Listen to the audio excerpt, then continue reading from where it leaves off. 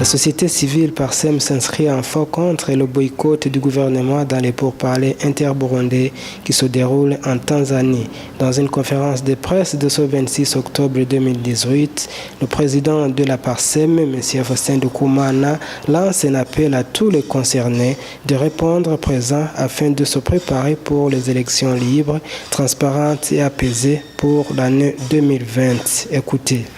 PARSEM est une organisation de la société civile qui avait été invitée de participer dans les consultations préliminaires et avant la tenue du 5e round du dialogue interburundais au niveau de la classe politique, et aussi après avoir constaté les résultats mitigés, presque un fiasco de ce 5e round parce que la partie gouvernementale n'a pas pu participer, alors que c'est l'une des plus importantes parties qui doivent participer pour la réussite du dialogue.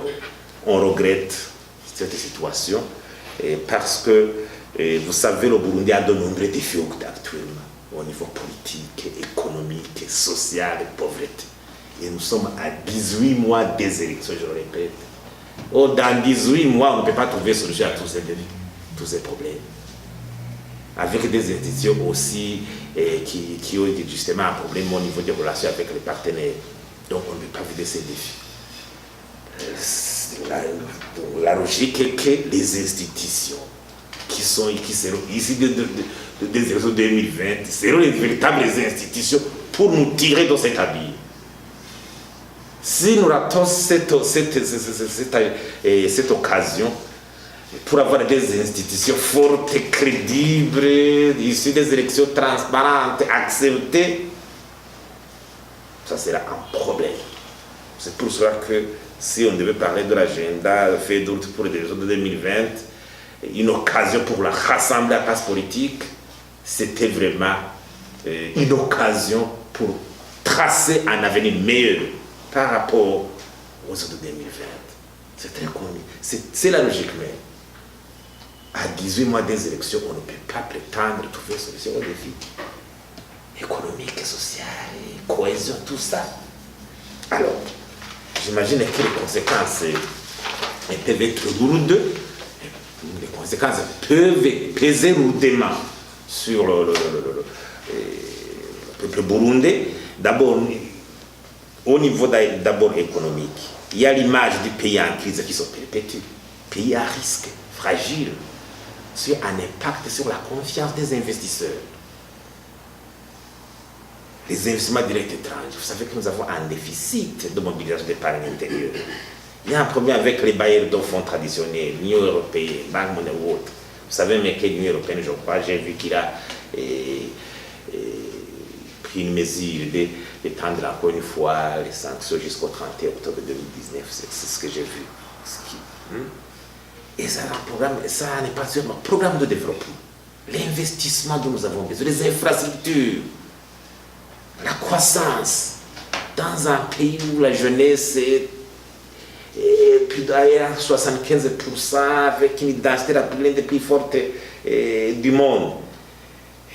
Comment est-ce qu'on va réaliser mettre en application le programme national de développement alors qu'à chaque type, à chaque axe, on marque le défi, manque de moyens.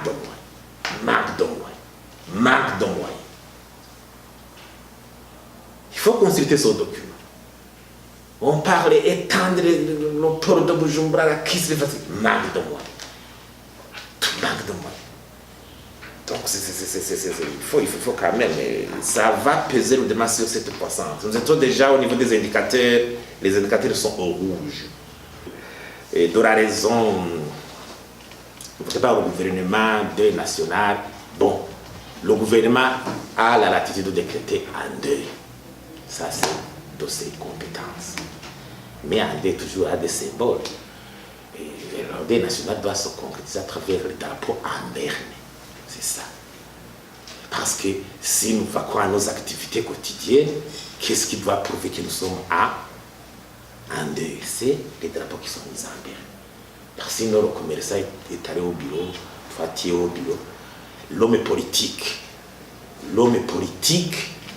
qui devait aller à l'Argentine, c'est le boulot même. C'est son activité. D'aller chercher la paix pour son pays.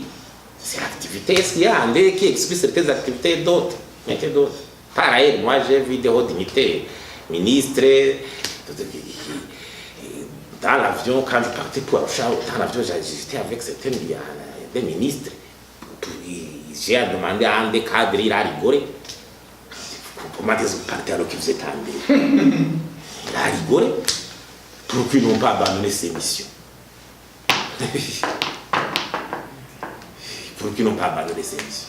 Non, je crois bien que je ne commente pas dire qu'ils ont pas, mais quand même, il faut, quand on évoque une raison, il faut la motiver avec des choses, des éléments convaincants et tangibles. Sinon, quand je disais qu'à 18 mois, les élections, nous avons des problèmes. D'abord, il y a les défis liés à la tenue de bonnes élections. La tenue de bonnes élections.